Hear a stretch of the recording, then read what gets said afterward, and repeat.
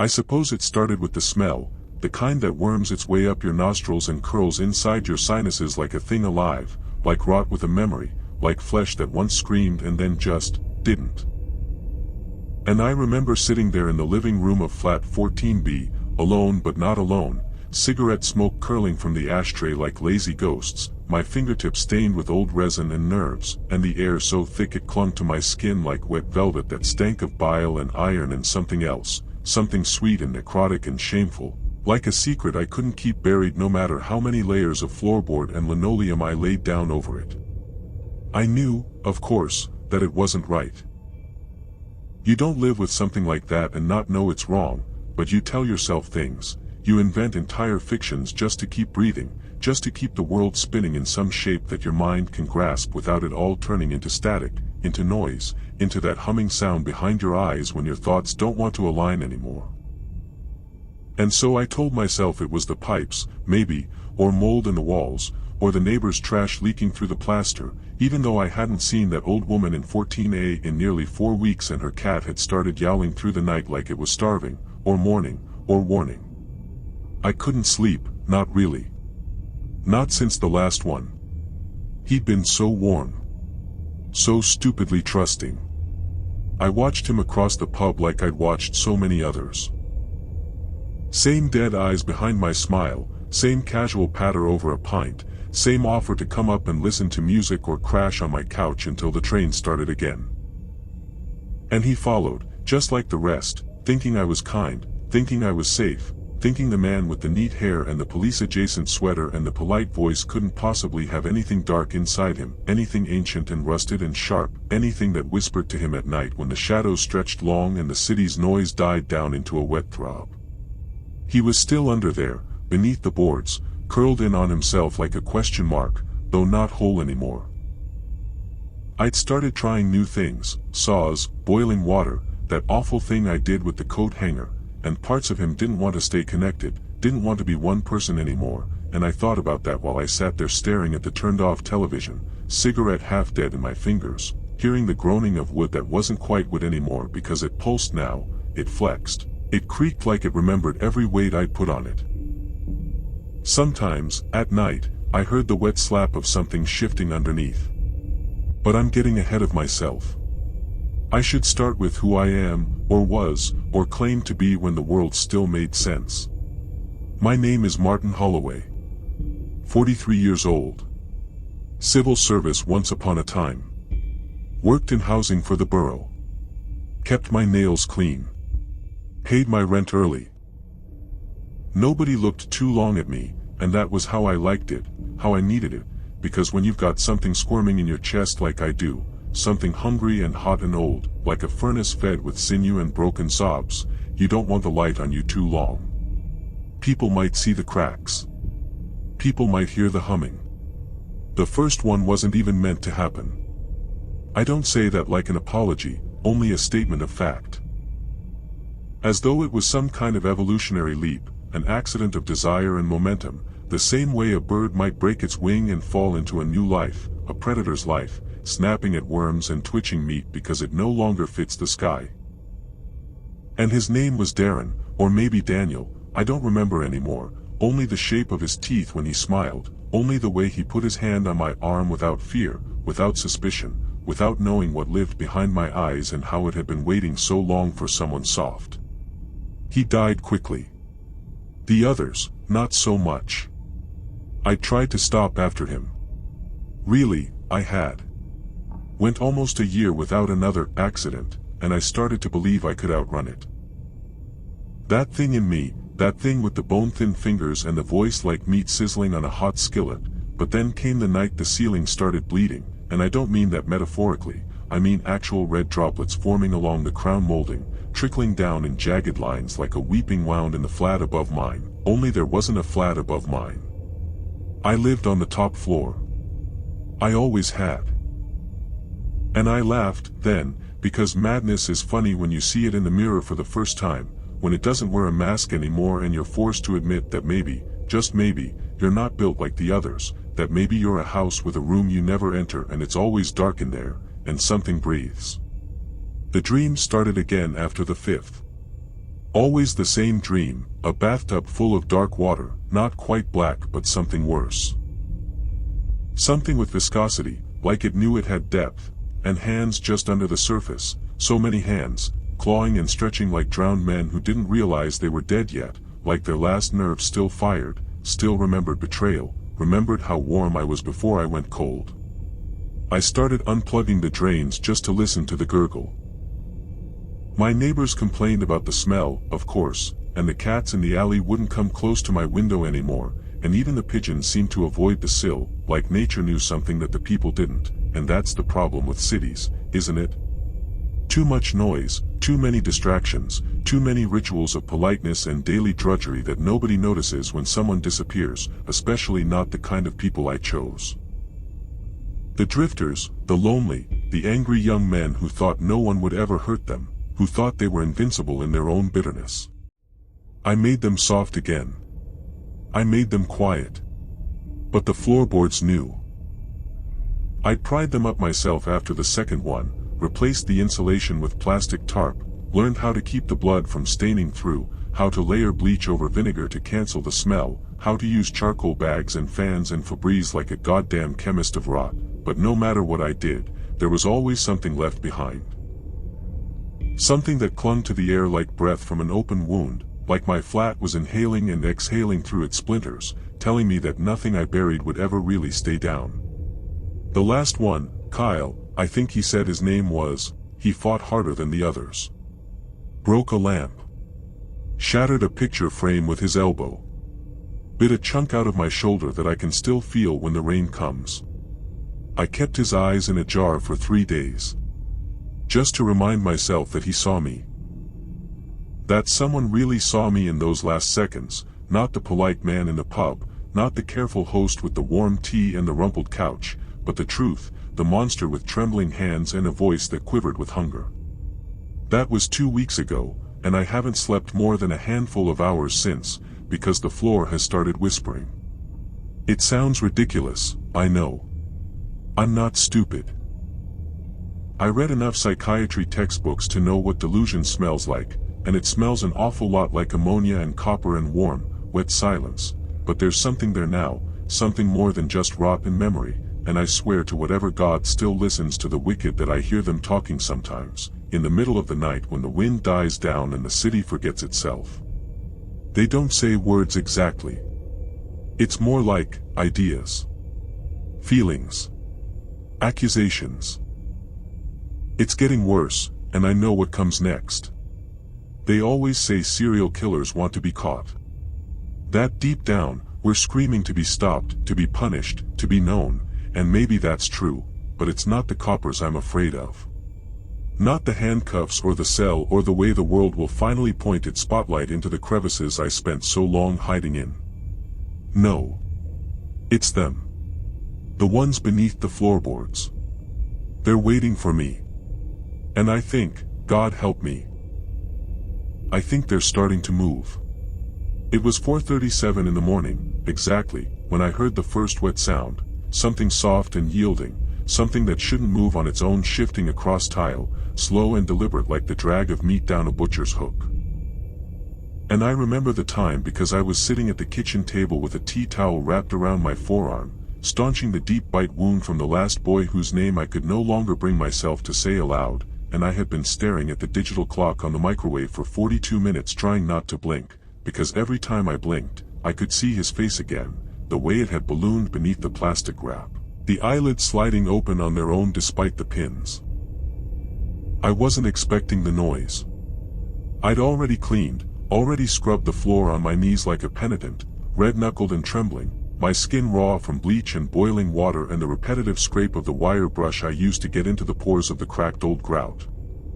I'd flushed things, awful things, down the sink, things I couldn't cut any smaller without a bone saw, things that thumped and whined inside the pipes as they slid down, refusing to vanish entirely, refusing to give me peace. The smell hadn't left, not really, though I'd scrubbed and painted and even burned scented candles until the wax collected flies like a funeral altar, and that night, I swear to you, it felt like the air in that kitchen had teeth. It bit when I breathed. So when I heard that sound, that slip, that glide, that nauseating drag of something slick pulling itself forward over ceramic.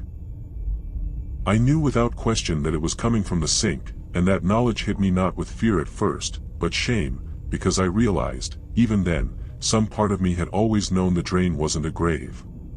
It was a gate. I turned slowly, careful not to let the towel slip from my arm, because the bite still oozed, still throbbed like a heartbeat in its own rhythm, and when I looked at the sink, I saw nothing at first. Just dull white porcelain, stained from years of coffee and rust, and the thin steel mesh of the drain where I'd jammed half a bottle's worth of chemical cleanser hours earlier, but then I saw it. A hair. One single, oily black strand, too long to be mine, too fresh to be forgotten, curling up out of the drain like a tendril, like a beckoning finger, like something growing. And my stomach clenched tight enough I thought I might shit myself right there in my own kitchen, because I remembered the boy, the last one, and how he'd had hair just like that, soft and wet and clumped with blood at the roots when I'd washed him in the tub before the cutting began. I stepped closer, not wanting to, knees moving like they weren't mine, like I was a puppet with strings yanked by someone cruel, someone old, and the floor creaked beneath me. Not the usual groan of tired wood, but a wet sound, like joints popping, like sinew stretching. And the sink, it breathed. Only for a moment. Just long enough for the drain to flex, for the metal to bulge outward as though the pipe below had inflated, like something had moved through it and pressed against the surface from below, like a rat or a clod of meat had twitched just beneath the veneer of reality. I reached for the faucet. It turned on without resistance, water sputtering out in a furious spray that stank of rust and something else, something coppery and thick, and as it struck the basin, the sound changed, muffled, like it was hitting something soft, and then the water backed up. It didn't drain. Instead, it pooled immediately, gurgling thick bubbles that belched dark foam, and inside that rising filth, I saw eyes. Just for a second. Two pale, lidless eyes looking up at me through the water like they'd never stopped seeing, like they remembered, and I stumbled backward so fast I knocked over the chair, landing hard on my side with the sharp corner of the table bruising my ribs, but I couldn't stop staring. The water began to spill. It rolled over the edge of the sink in thick, oily slops, slow at first, then faster, like the thing below had decided it was coming through, like the gate had been opened and it no longer cared if I was ready. I crawled to my feet and grabbed the nearest thing, a bottle of thick industrial-grade drain cleaner, something I'd ordered online in a panic months ago when the first smell started. And I poured it all in, every last drop, watching as it hissed and steamed and curdled the water, but the eyes didn't vanish. They widened. They smiled, if that makes any sense. And then, finally, they blinked and slipped under, disappearing as the water suddenly flushed down in one great gasp, leaving the sink empty again, but stained, blackened, like something had bled through the metal itself. I didn't sleep. I sat on the floor with my back against the cabinet, legs drawn up, knife in one hand and my ruined towel still pressed to my arm, and I watched that drain until sunrise, waiting for it to twitch, for it to call to me again. It didn't. But I could hear it now, underneath everything, the pipes, the floor, the plaster, like there was a heartbeat beneath the walls, and it didn't match mine. They say madness is slow, like the tide wearing down the cliff face, carving something monstrous and new from something once sturdy. But I think mine came fast, in a rush, like a vein burst in the brain, like a pipe collapsing under pressure it was never built to hold. Because I couldn't stop thinking about the others. There were 11, I think. Maybe 12. God help me, I don't remember all their names, but I remember their shapes, the weight of them when I carried them, the way they went limp at the end, like dolls with their strings cut, and I remember the smell, that mix of sweat and rot and something so deeply human it felt sacred, like incense in a church of broken teeth, and I realized that whatever I had buried beneath the boards, it wasn't staying dead. The floorboards had begun to bend. Literally bend. I saw it the next morning in the living room, a slow upward curve like the ground beneath was heaving, like something had been breathing too hard and warped the surface, and when I stepped on it, I could feel the softness, the give of it, the unnatural spring, like flesh beneath a thin scab. I should have left. Any sane man would have. But I wasn't sane. I was curious. So I got my crowbar and gloves, and I peeled back the floor. The boards shrieked when I pried them up. Each one cracking like old bones, splintering with a cry that seemed angry, almost betrayed, and the smell hit me like a wave, thick and choking, a wet slap of rot and vinegar and old meat cooked too long in its own juices. But worse than the smell was the movement. There was something beneath.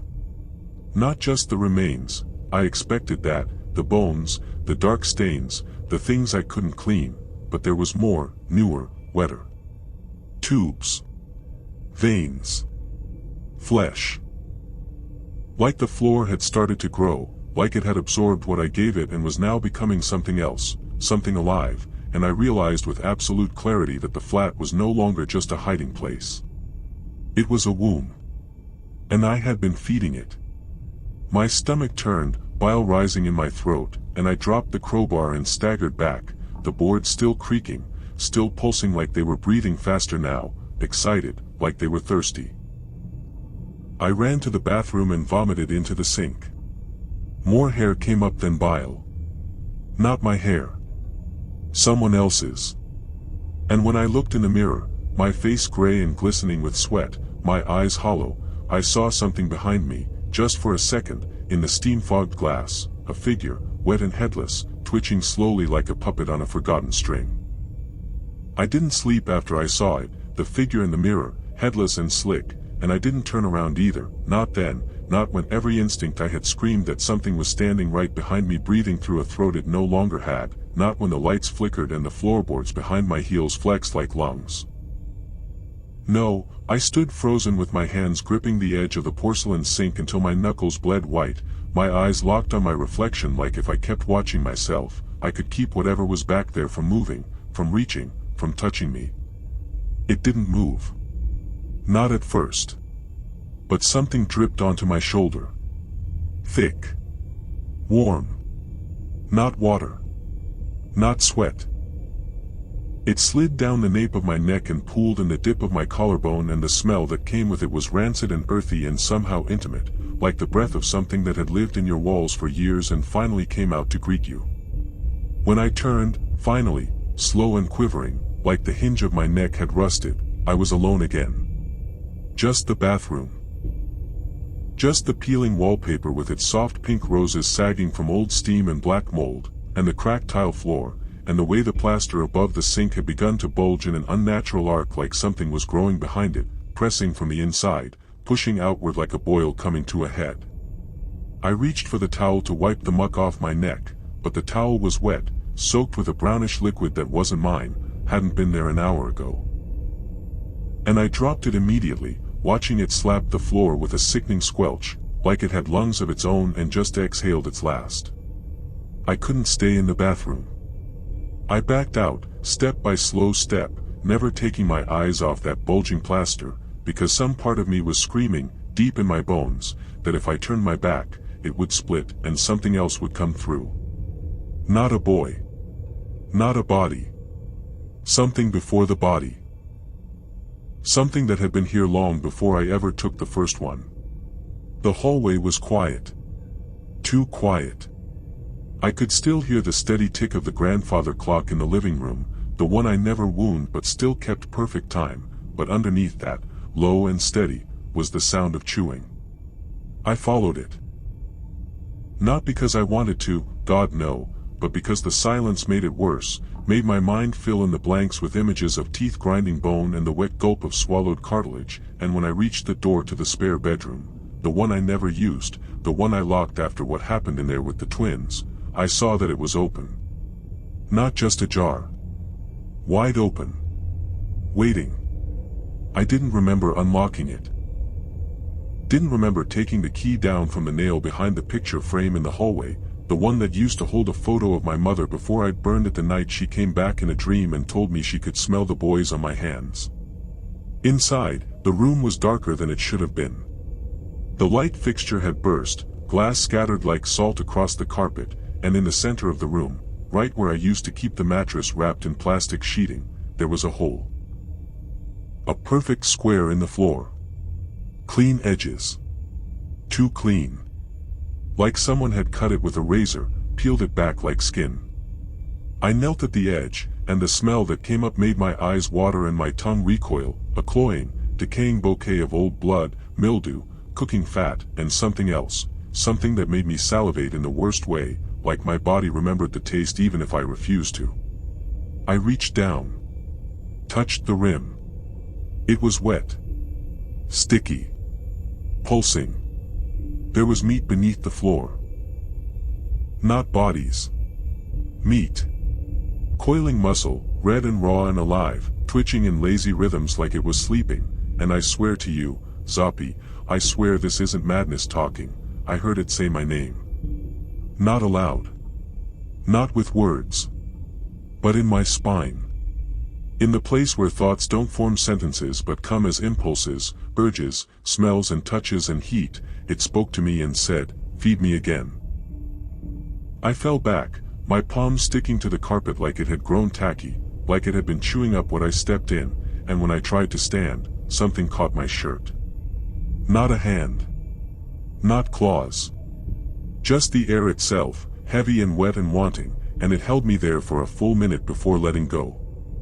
I slammed the door shut. Threw the bolt. Pushed a chair against the knob for good measure and backed down the hallway to the kitchen, because I knew I had to get out. Not just out of the room or out of the flat, but out of the entire building, because whatever I had awakened had bled past the floor, past the drain, past the old wood and the painted walls, and it had begun to feed on the memory of the dead. Every bloodstain I'd bleached. Every fingernail I'd flushed. Every tooth I'd ground into powder and dumped in the potted plant in the stairwell, it was all remembered now. Reconstructed. And it was hungry again. But the front door was sealed. Not locked. Not nailed. Sealed. The paint had run down it like tears in wax, thick and viscous, covering the keyhole, the handle, even the gaps along the bottom where the light from the hallway used to leak through, and when I reached out to touch it, my hand sank in. Like it was made of fat. Like the door had melted into flesh and skin and was now part of whatever was growing. I pulled away and stumbled back, hand dripping with thick, milky sludge that clung to my skin and started to move, curling up my wrist like a centipede, and I had to grab a steak knife from the kitchen drawer and slice it off, the pain sharp and instant, but I didn't scream because I knew if I did, it would hear me. And I knew, God help me, that the sound would please it. So I stood there, panting, dripping blood on the tile, hand red and glistening like raw meat, and I realized, I was trapped. No door. No windows, those had long since been bricked over by the landlord after the police came too close that one summer and I needed the world to stop looking in. Just me. The floor. The sink. The thing in the walls that remembered every bite I ever took. I walked to the hallway mirror. The one with the antique frame. It was black. Not reflecting. Just black. Like a void. Like a mouth. And as I stood in front of it, trying to see myself, trying to remember who I was before, I felt the bulge in the wall behind me shudder, and this time, it split. Right down the center. With a wet, slapping tear. And something slid out. Not a face. Not a person. Just skin. Loose and dripping. Still warm. Still breathing. It landed with a slap on the floor and began to crawl toward me, ribs dragging, hands clawing blindly at the rug, leaving streaks of black ichor in its wake.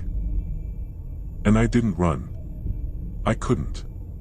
Because as I watched it move, I recognized the curve of the jaw, the slope of the neck, the tiny freckle beneath the left collarbone.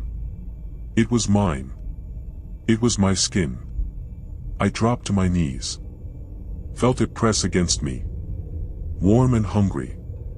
Trying to climb back on. Trying to be me again. And when I screamed, finally, I heard the voice answer from the hole in the spare bedroom floor, soft and wet and so loving it broke my mind in half. We are not finished. 3 days. That's how long it's been since the mirror went black and the wall split open like a rotting stomach lining, since my own discarded skin came crawling back to me like a shameful child dragging a wet blanket through the hallway, leaving streaks of ichor and the stench of grave dirt in its wake. I haven't left the flat. Not because I don't want to. Christ knows I've clawed at the door, chewed the drywall around the windows like a starving rat trying to find a single crack in the mortar, but because the place won't let me. The locks are gone now. So are the handles. There's nothing but muscle where the wood used to be, pulsing, mucosal walls that twitch and recoil when I touch them, and if I press my ear to what was once the front door, I hear a heartbeat. Not mine. Much too slow. Much too deep. Like the bass drum of a funeral procession marching just beneath the floorboards. On the second morning, I tried to break through the floor.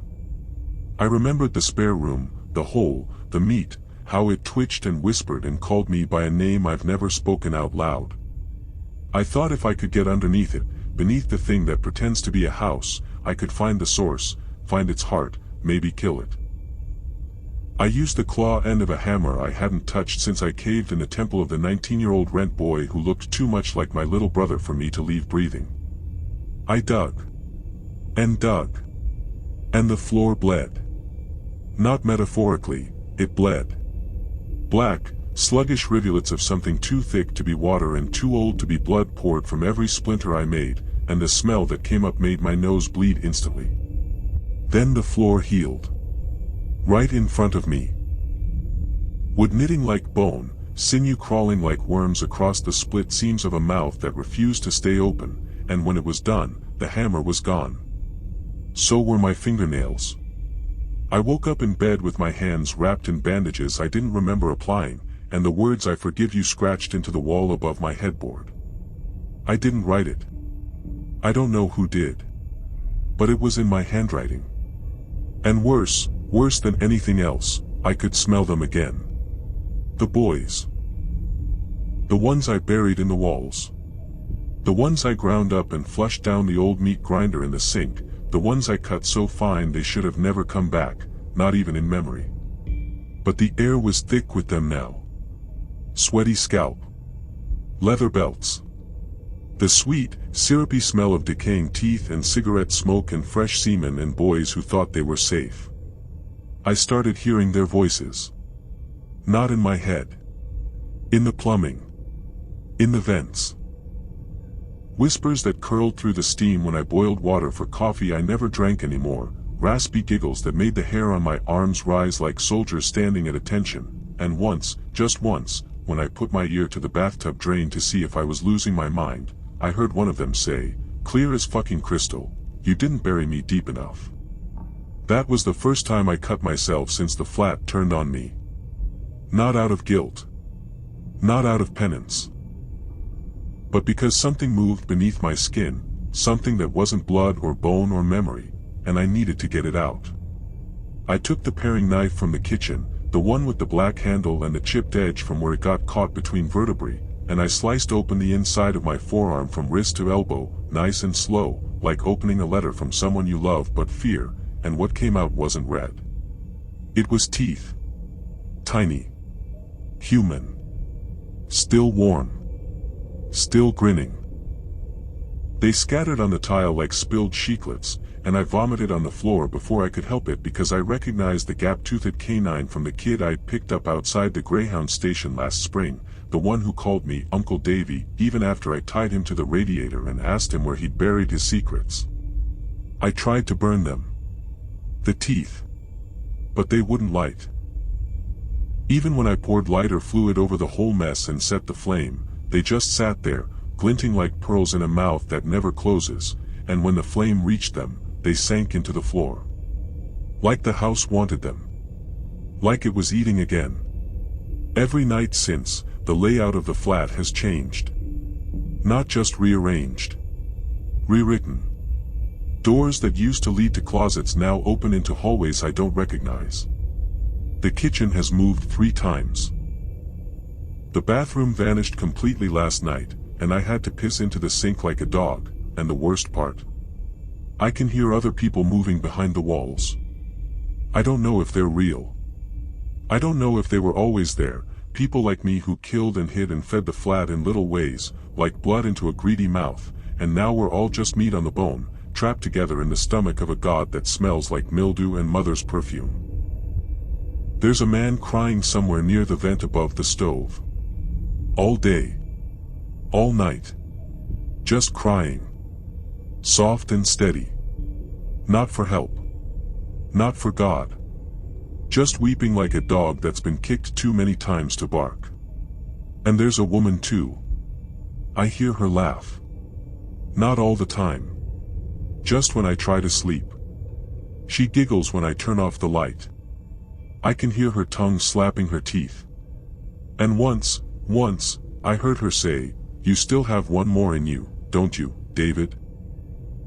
I don't know how she knows my name. But she does. And she's not wrong. I can feel it. That pressure behind my eyes. The itch in my hands. That old itch, that old thirst, the one that crept up on me every time I saw someone young and soft and full of trust. And the house knows it too. It's feeding it.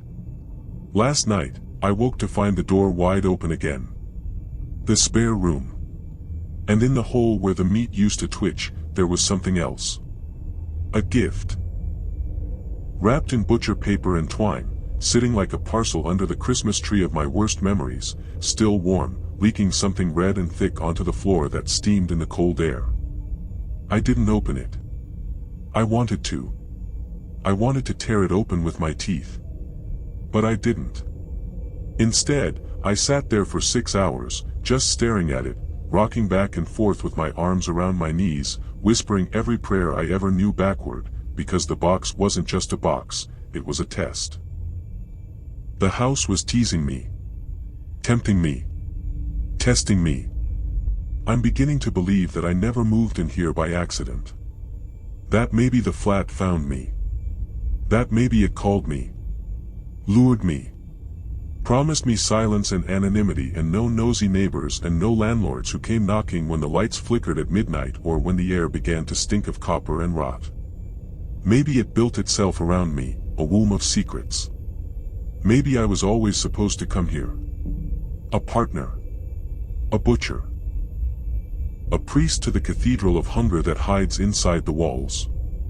Because now, as I sit here writing this on the back of an old police citation from when I still had a name and a job and a reason to shave, I can feel it moving again. The walls. The ceiling. The floor. Like lungs. Like organs. Like the whole flat has come alive. And it's watching me.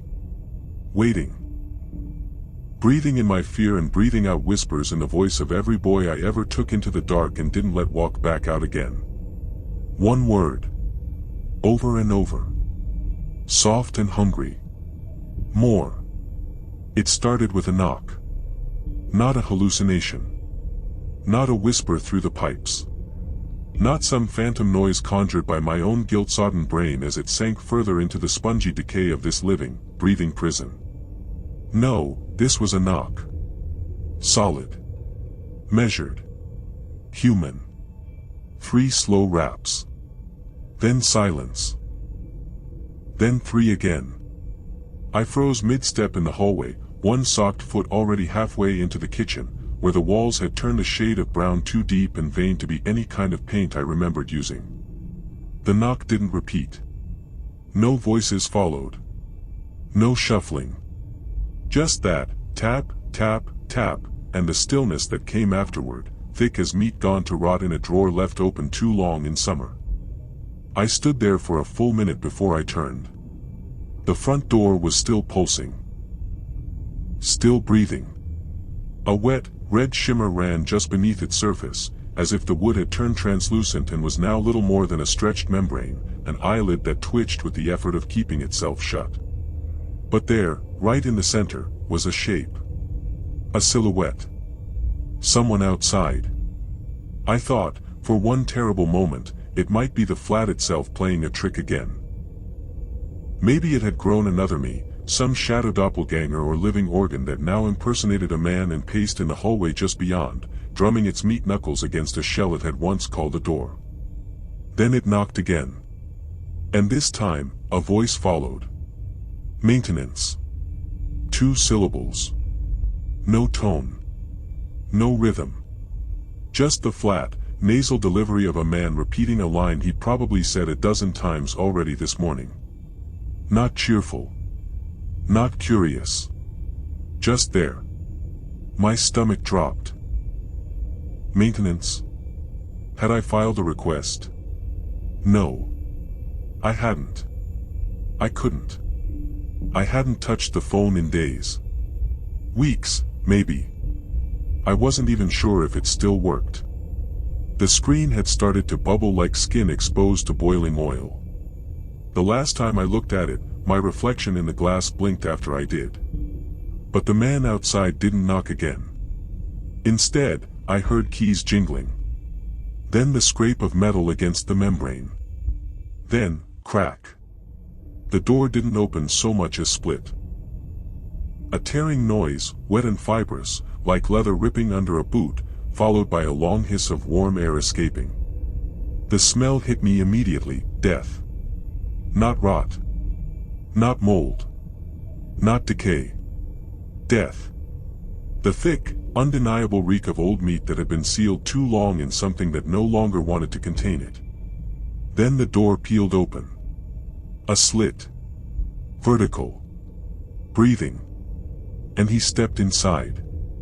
He looked normal. That was the worst part. He looked normal. Tall.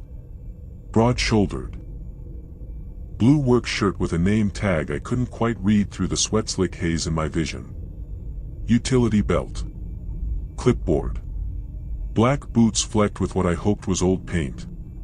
His eyes swept the room once. Then again. They didn't widen. They didn't narrow. He simply blinked, frowned slightly, and said, "Sir, we received a report about structural warping in Unit 4C. Would that be you?" My voice didn't work. Not immediately. I wanted to scream. To warn him. To tell him to get out before the flat noticed someone new, someone uninfected, someone whose blood hadn't already been tasted by the walls. But all I could do was nod. He stepped forward. And the door sealed shut behind him with a wet slurp, like a throat swallowing. He didn't seem to notice. Not yet. He moved past me, slow and methodical, eyes on the ceiling, noting something I couldn't see, cracks maybe, or the way the chandelier twitched when no wind blew. Odd, he muttered. I wanted to laugh. Odd. You walk into a place where the air smells like embalming fluid and fresh ejaculation and call it odd. The man must have had sinuses like iron. Or maybe he'd been in worse places. Maybe he didn't see the way the wallpaper curled like dry tongues, or how the floor bulged in time with some unseen heartbeat beneath the tile. Maybe. But when he stepped into the kitchen, he stopped. Dead still. I knew why. Because the floor there had changed. The tiles were gone now. Replaced with something fibrous. Pink. Wet. The skin. That's what I called it. The first time I saw it growing there, I thought it was a fungus. Some kind of mold. But then I saw the pores. The little holes that breathed. The translucent veins that pulsed. The way it shuddered when I stepped on it. He saw it too. And he stepped back. Slowly. Then turned to me. "Sir," he said, voice lower now, cautious. "I think you've got a serious infestation." Infestation. I almost cried. He thought it was mold. And maybe, in some sense, it was. A mold that had learned how to speak in voices that weren't mine. A growth that could mimic flesh and taste memory. A fungus that consumed sins instead of spores and grew fat on guilt and forgotten names. I tried to say something. Anything. But the floor moved. Right behind him. A ripple. Small. Quick. Like something large shifting just beneath the surface of a pond. His head snapped around. What the hell was that? I took a step forward. And the flat responded. A low groan. From the ceiling. From the floor. From the walls. All at once. Like the entire place had just inhaled. Then, crack. The tile beside his boot split open. Not a small crack. A gash. A ragged wound torn into the flesh of the floor, spilling thick, black ichor that steamed as it hit the air, and from the wound, something slithered out. It was a hand. Or what had once been a hand. Now twisted. Boneless. Skin sloughing off in sheets. The fingers curled like wet twine, dragging themselves forward, reaching for the man's ankle with blind hunger. He screamed. Finally. The scream of someone realizing far too late that they'd walked into a place not meant for men, a room that hadn't been part of the building's original blueprints, but had grown like a tumor, a womb, a grave. He turned to run. Didn't make it. The wall opened behind him. Not like a door. Like a maw. Wide and vertical, lined with jagged shards of rib bone and twitching tongues that licked the air. It swallowed him. Whole. His clipboard clattered to the ground. I didn't move. Couldn't. Even as the wall stitched itself closed, slathering flesh over the split like lips puckering in satisfaction. Even as I heard his screams continue from behind the wall, muffled now, wet and choking, like someone drowning in syrup. Even as the flat sang. Yes, sang. A low, rhythmic hum, echoing through the pipes and the vents and the radiator, a lullaby sung by something that had tasted fresh meat and now craved more. I don't know how long I stood there. Eventually, I picked up the clipboard. There was a name on the paper. Raymond Dorsey. There was an address. A real one. Not this place.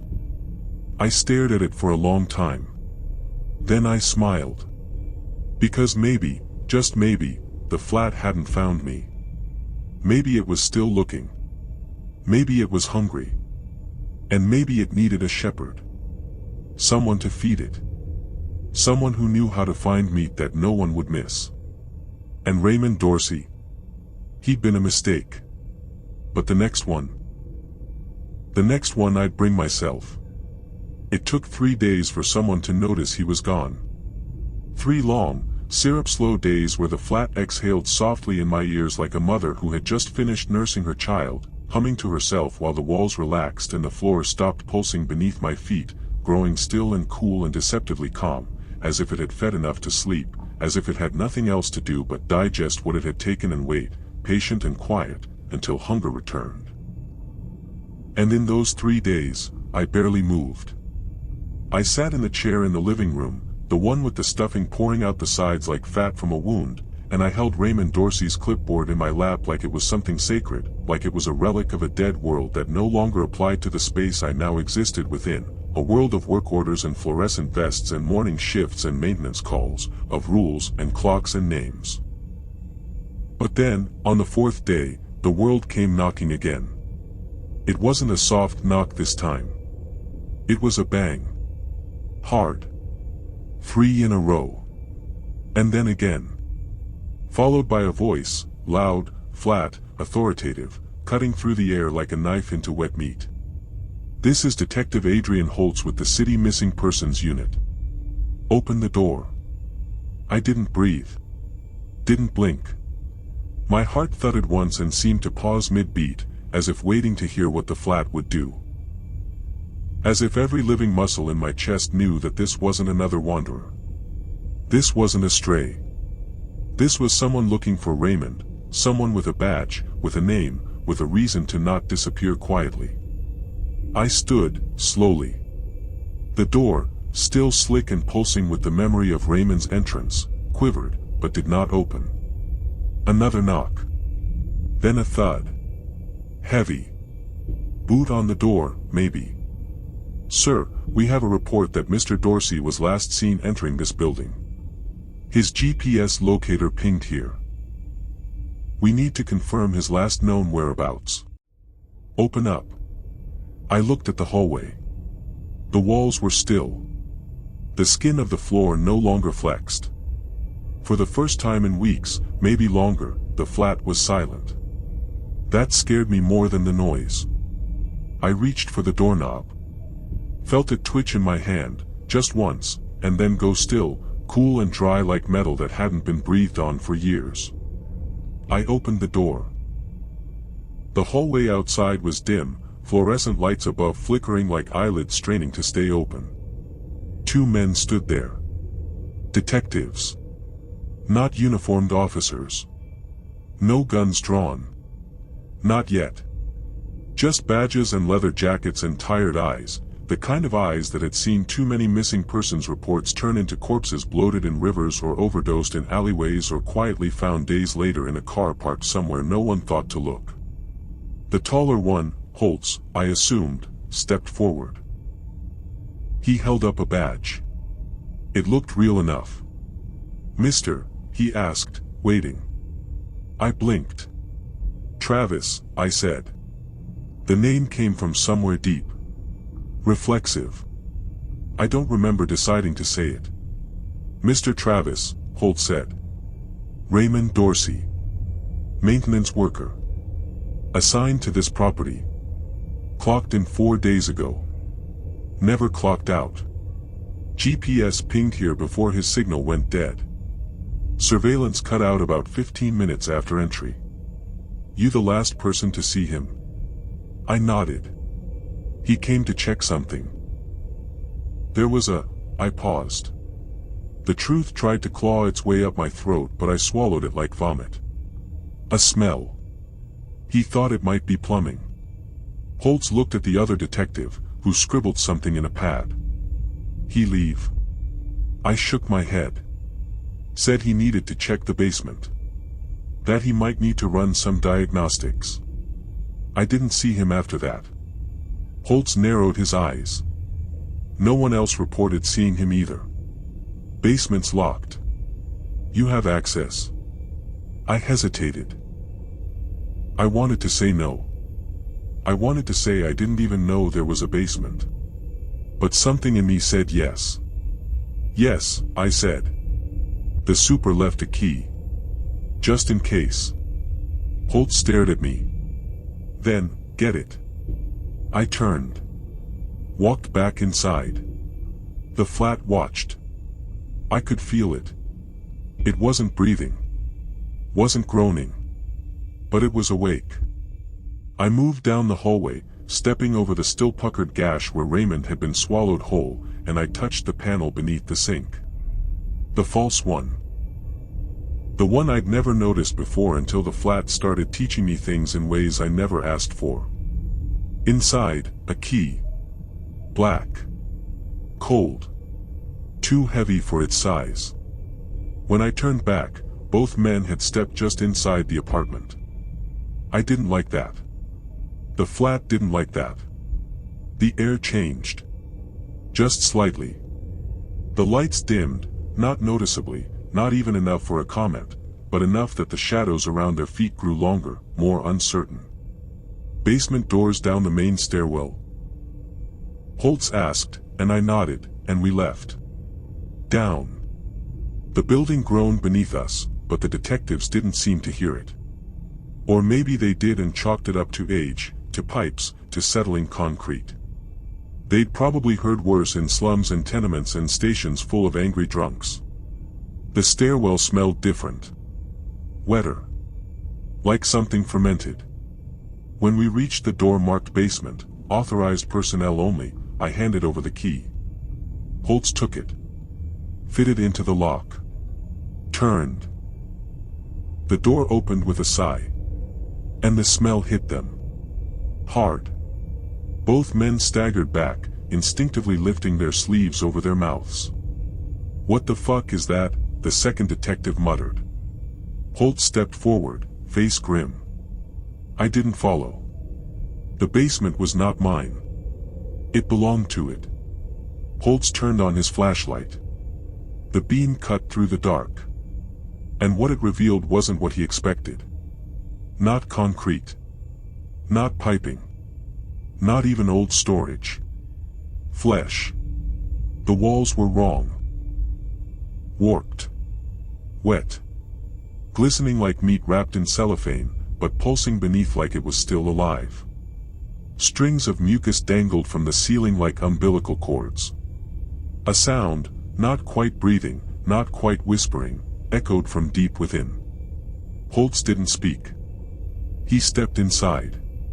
The other detective followed. 1 step. 2. 3. Then they both stopped. Jesus Christ, Holtz whispered. He turned, slowly. Something dripped behind him. A thick splurt. Wet. Viscous. He raised the flashlight. And there, halfway down the hallway, was a leg. Just a leg. No body. No pants. Just a leg, stripped of skin, glistening pink, upright and twitching slightly as if trying to remember how to walk. Both men backed up. Fast. Holtz turned, eyes wild. What is this place? I shrugged. I wanted to laugh. But I didn't. He shoved past me, the other detective already halfway up the stairs, and they both emerged back into the first floor pale and sweating, covered in a film of something they didn't yet realize would never wash off. Holtz turned. Grabbed me by the collar. Don't go anywhere, he hissed. Don't touch anything. We're calling hazmat. Something's not right here. You hear me? I nodded. He let go. Both men ran.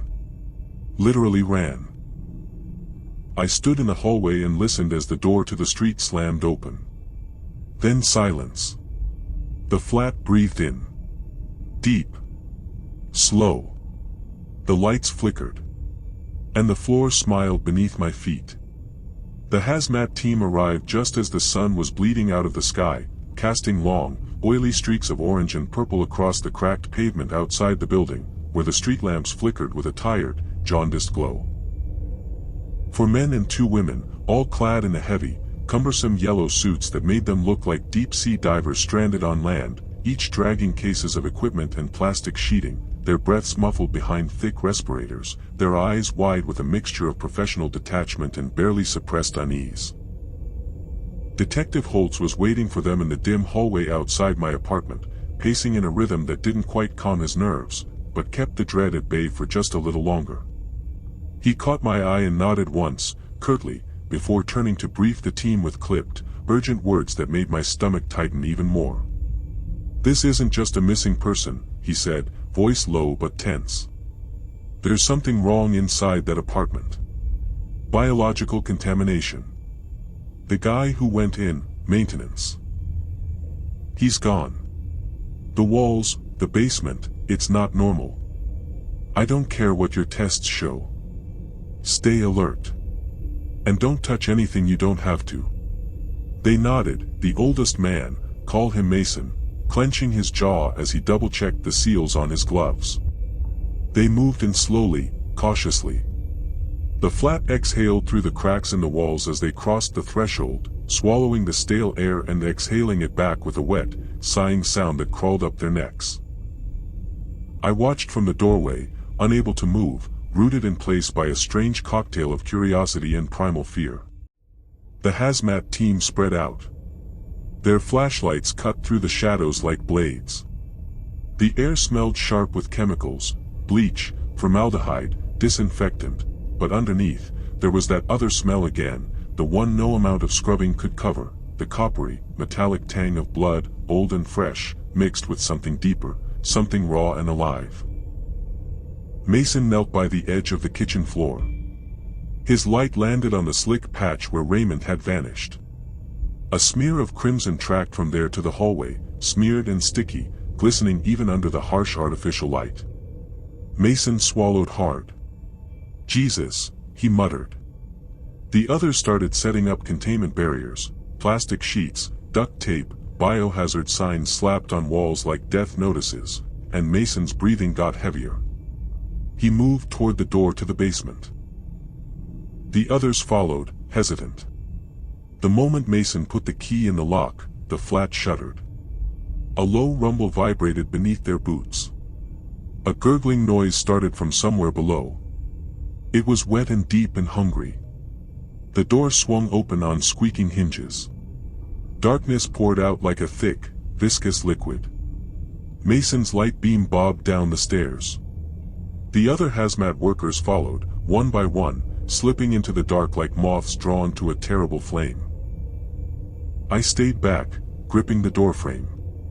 And then the scream started. Not loud. Not at first. A slow, wet tearing. A choking, gargled sound. Then Mason's light went out. A clatter. A gurgle. A thud. Silence. I thought my heart stopped. Two of the team ran back up the stairs, panicked, gasping behind their masks. One was dragging a mangled arm, torn almost clean from a body that wasn't visible, a mess of shredded yellow fabric and dripping, pulsing flesh. The other stumbled, eyes wild, as if something invisible was clawing at his throat. He slammed into the hallway wall, gasping, clawing at the air. Holtz grabbed him roughly. Get out. Get outside. Call for backup. Now. The flat shivered. Walls seemed to pulse. The air thickened. The other three team members who hadn't gone down yet looked at each other. One, the youngest woman, swallowed hard and said, "We have to go in, they might still be alive." Another shook his head violently, dragging a box of biohazard bags toward the stairs. Suddenly, a sound. A wet, sucking pop echoed through the corridor. One of the hazmat workers turned just in time to see a jaw, wet, slimy, impossibly wide, snapped shut on her leg through the fabric of her suit, tearing through the layers of material like paper. Her scream was muffled but gut-wrenching. She fell, dragging the suit, the yellow fabric ripping open as the flat pulled her into itself. The others tried to help, but the floor beneath their feet rippled and moved, a slick, living trap. One man was caught by the ankle. He was dragged backward with such force the plastic in his suit tore as if caught in machinery. His arms flailed wildly. Then he was pulled under, disappearing into the gaping maw that had formed beneath the basement stairs, a hole that looked like a giant mouth lined with ragged teeth of broken pipes and exposed wiring. His screams echoed and then cut off abruptly. Only silence remained. Holtz cursed under his breath and grabbed the remaining two, one barely standing, the other frozen with terror. "We're pulling out," he barked. They turned to leave. But the flat was not done. A wet, slimy tendril shot out from the wall like a serpent, wrapping itself around one man's ankle and yanking him sideways into a narrow crack between the wall and the staircase. His suit shredded as he was dragged screaming into the darkness. The last hazmat worker bolted toward the exit. Holtz caught up with him. Together they slammed the door shut behind them. The flat exhaled, slow and thick, as if savoring the meal it had just devoured. I stood at the door, heart pounding, watching the flashing red and blue lights flood the street outside. Holtz looked back once, eyes wild with horror and exhaustion. "They're not coming back," he said grimly. And I knew, with a cold certainty, that the flat had only just begun. The sun had long disappeared beneath the horizon, swallowed whole by the creeping night that spilled over the city like an ink stain spreading unchecked across blank paper, and the building, our building, loomed there at the edge of the block, a jagged tooth clenched tight against the darkness, surrounded now by flashing lights and the low murmur of voices heavy with suspicion, tension, and that unmistakable electric charge of something gone horribly wrong, something whispered about in hurried phone calls and exhaled nervously behind dark glasses. A police barricade ringed the entrance, yellow tape fluttering in the chill wind like the restless wings of trapped birds desperate to escape. Officers in dark uniforms stood shoulder to shoulder, their faces grim and their eyes flicking repeatedly toward the apartment's upper floors, as if they expected something terrible to spill out from the cracked windows or burst from behind the chipped, rusted door.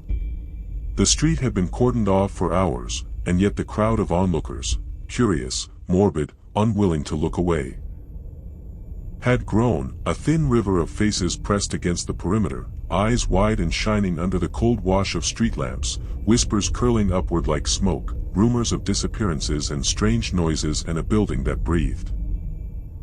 Detective Adrian Holtz paced just inside the cordon, his face pale beneath the harsh glare of a streetlight, dark circles hollowing out his eyes like caves carved by endless sleepless nights, every line on his face sharpened by the weight of what he'd seen and what he still feared might lie just beyond the threshold he so desperately wanted to cross again. The detective's gaze flicked to me, a silent signal. And I followed, moving toward the plastic-covered doorway that still smelled faintly of iron and rot, the scent a sickly reminder of the horrors that had already unfolded. Behind the taped barrier, technicians in hazmat suits moved carefully, setting up elaborate sensors and containment fields, their movements deliberate but tense, as if aware that the building itself was watching them, waiting. Inside, the flat was quiet. Deceptively quiet. The walls no longer pulsed with hungry motion, but that stillness only tightened the air like a drawn noose, squeezing the breath from lungs that didn't want to remember how to inhale. Holtz motioned for the specialized entry team, a mix of SWAT and emergency responders trained for hazardous environments. To approach the door, each member equipped with reinforced suits, breathing apparatuses, and weapons loaded with less lethal rounds designed for containment rather than destruction, because no one here wanted to destroy the evidence, but rather, to understand it, to stop it, to make it stop. The door was locked. The key, long since lost to the building's ever-shifting interior, was nowhere to be found. We tried the keypad. No response. The flat refused. It was a fortress, a labyrinth built not just of concrete and plaster but of something alive, something aware. A low groan emanated from within, deep and cavernous, vibrating through the metal and glass like a warning. The team leader, a tall woman named Harris, signaled for the battering ram. We stepped back. The door shuddered under the blows, each hit echoing down the hallway and bouncing off walls coated in slick, fleshy membranes that seemed to glisten and ripple in the dim emergency lights. Suddenly, the door gave way with a wet pop that sounded like a scream, swinging open to reveal the darkness beyond, a darkness that seemed to reach out for us like fingers curling from a grave. Flashlights flickered over warped walls smeared in dried blood, twisted pipes that looked like veins, and slick patches on the floor that reflected the light like pools of oil. The team moved cautiously inside, stepping over a mess of torn yellow fabric, the remains of the hazmat suits the flat had claimed not long before, flesh and bone peeking through the rips, grotesque and glistening. Holtz followed behind, his eyes scanning every shadow, every inch of the sickening environment, his breath shallow and fast through his respirator. A faint sound drew our attention, soft, wet scraping from somewhere deeper within the building. We froze. The sound grew louder, more insistent, a dragging, a shuffling, a slow, deliberate movement that seemed both mechanical and organic. Without warning, a thick tendril of what looked like coagulated muscle and sinew shot out from a crack in the wall, wrapping around Harris's ankle with a crushing grip that sucked the air from her lungs and sent her sprawling to the ground. Her teammates scrambled to pull her free, but the tendril was quick, snapping and twisting with unnatural strength, tearing at fabric and flesh alike, pulling her into the wall with a wet, tearing sound that filled the hallway with a nauseating squelch.